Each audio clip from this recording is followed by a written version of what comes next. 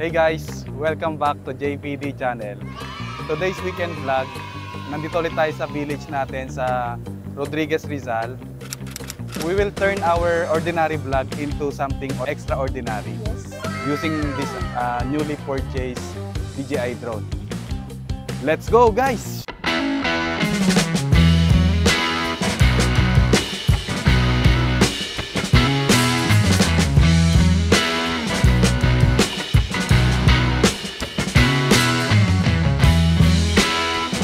Yan, nagpa-practice kami ng drone ngayon dito sa village namin kaso hindi nakikisama yung panahon. May mga ibang shots naman kami. Ipapakita namin mamaya.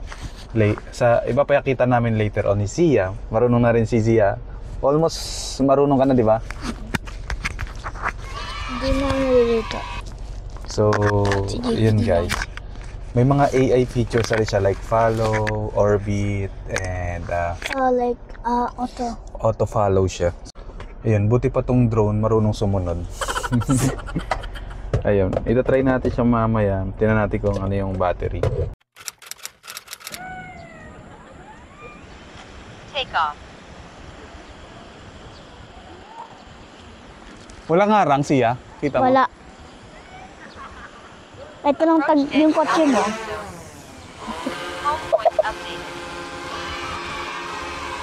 No way!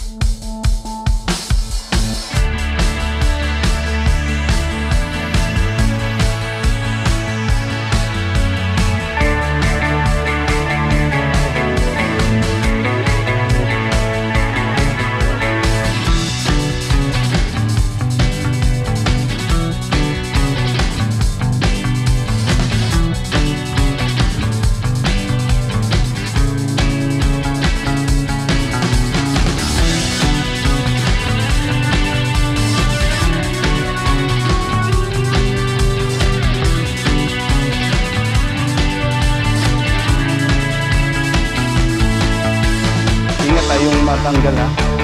Pasok muna tayo.